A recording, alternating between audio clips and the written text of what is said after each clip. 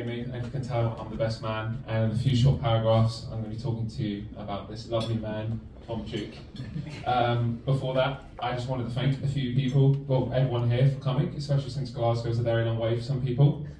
I wanted to pay particular thanks to Irene and Iona for having organised this wedding and this beautiful venue. I also wanted to pay thank you to everyone here who was able to make it to the Stag Do's in Prague and London. That's right, Tom, you're so special, you get two of them. And lastly, I wanted to thank both of you for making me the best man and bestowing me that honour and all the trust and responsibility involved in it. I really appreciate it, and I hope things have gone well so far. So it probably makes sense that I start with how I got to know Duke. He explained it quite briefly, but we met in Orleans in 2008 in secondary school. We didn't meet for quite a few weeks in, but there's one thing I really noticed about him, was just how tall he was for a year 7. Like, he was a giant. Like, in the school yearbook photos, he would be all the way at the back, right at the top, and you were a true giant among men back then. You're not growing too much since then.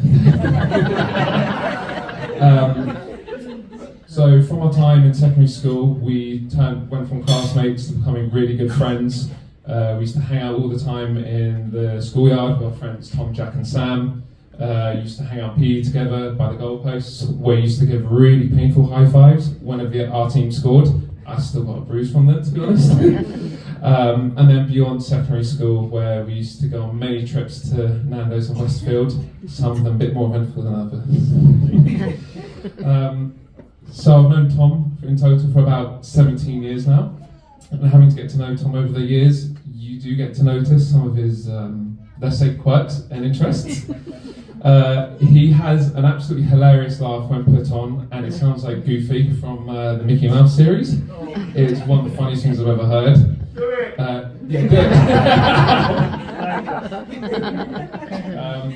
In addition to that, he has a devotion and passion to WWE and an unfortunate passion and devotion to Arsenal Football Club.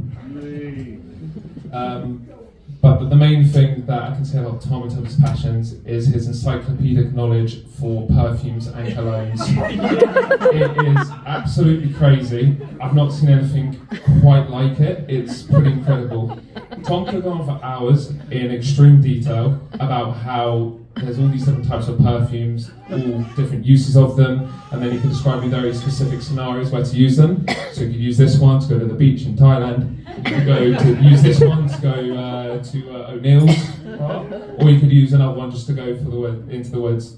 Like, it's the amount of knowledge and passion you have for it is insane, but I respect it at the same time. Sometimes I think though, if you never got into IT in your current career, you would be a really good perfume salesman. You would be employee of the month every single time. Just remember, it's not too late. But enough about Tom. I wanted also to say a few words about the brand new Mrs. Duke over here, Iona. When I first knew Tom in school, besides being a very friendly, hilarious, great person to be around, he was quite shy around girls, which, to be fair, we all were at that age. So I'm not going to hold it against you, Tom. But still, when I first saw the Facebook post you uploaded of you and Iona together with the caption, "The Duke and the Duchess," I thought to myself, I'm Chris Tom, fair play, but I just knew you were waiting to use that caption for a very long time.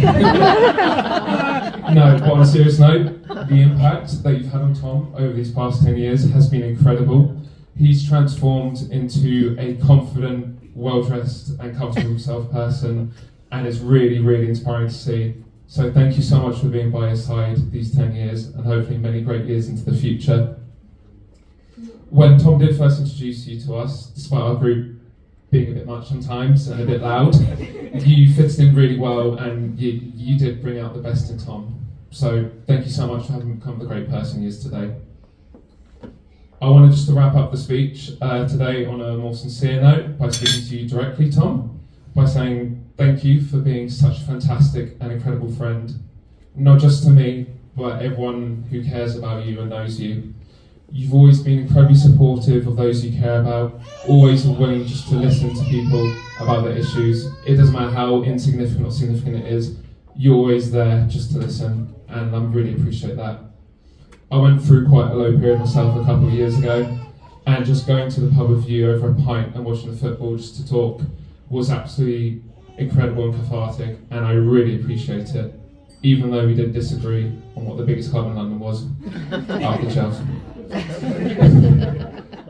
But seriously, thank you so much for everything you've done, and yeah, take care of Hermione. Both of you look absolutely beautiful and lovely today, and I'm so proud of you both on this amazing day, and thank you once again for the honour of making me the best man. I'd now like to raise a toast to both the bride and groom. You're not going to hear some soppy quote from me about love and marriage, because frankly you've heard enough of that. But I just want to say I wish you both a long and prosperous life and a very happy marriage. To the bride and groom, everyone.